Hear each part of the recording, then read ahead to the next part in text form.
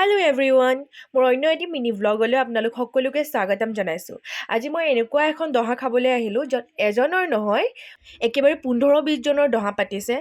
চ' ভিডিঅ'টো আপোনালোকে শেষলৈকে চাই যাব আৰু ভাল লাগিলে লাইক, কমেণ্ট আৰু এটা শ্বেয়াৰ কৰি দিব, লগতে ছাবস্ক্ৰাইব কৰিবলৈ নাপাহৰিব দেই। আৰু আহকচোন আমি সকলোৱে পৰিৱেশটো একেলগতে উপভোগ কৰোঁ।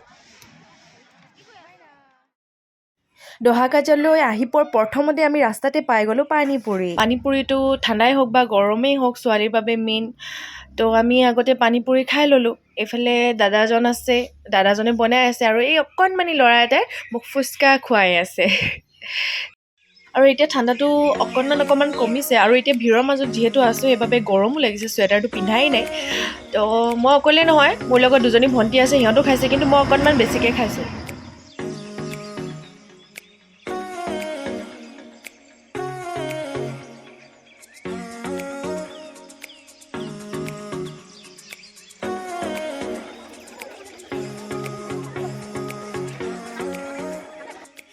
আমি এইফালে ফুচকা খাই আহোঁ মানে এইফালে জুই ধৰা আৰম্ভ কৰিলে আৰু প্ৰত্যেকটো বেলেগ বেলেগ ঠাইৰ পৰা অহা মানুহৰ বাবে বেলেগ বেলেগকৈ এনেকৈ ৰছী বান্ধি এটা এটা খোলা বনাই দিছে।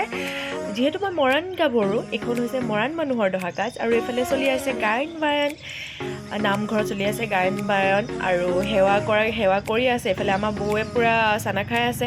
বৌহঁতে যিহেতু আগতীয়াকৈ আহিয়েই খোলা লৈ শাক পাত কাটা আৰম্ভ কৰিলে। আমি যিহেতু দেৰিকৈ আহিছোঁ আৰু এপাক দুপাক ঘূৰি আহিছোঁ, যিহেতু গাভৰু ছোৱালী। আৰু এইফালে আহিছে ধুনীয়া ধুনীয়া ডেকা ল'ৰা। এইফালে বৰমাহঁতো বহি আছে, তামোল চুবাই আছে, কথা পাতি আছে। এইফালে আমাৰ মইনাও তামোল খাই আছে আৰু এইফালে আমাৰ হাঁহ কাটা আৰম্ভ হ'লেই।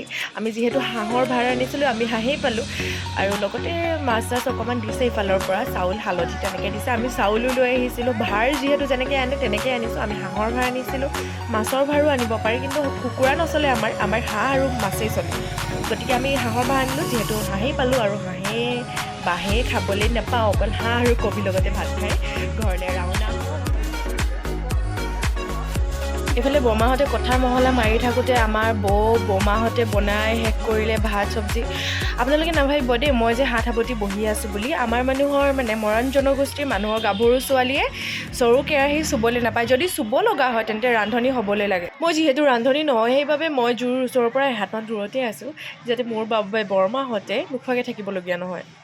আৰু ইফালে মন কৰকচোন, ইমান মানুহ ৰাস্তাটোত মানে খোজ দিবলৈকে জেগা নাই।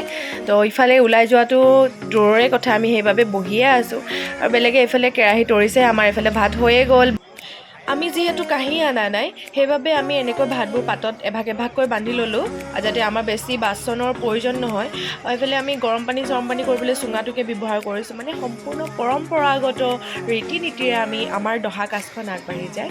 এইফালে মানুহবোৰ আধা আধি খাই গ'লেই, আমাৰ মানুহখিনি খাই আছে, লাহে লাহে কথা পাতিছে, ঘৰৰ মানুহ লগ পাইছে। ইমানবোৰ মানুহৰ মাজতে নিজৰ পৰিয়ালৰ মানুহ লগ পাইছে।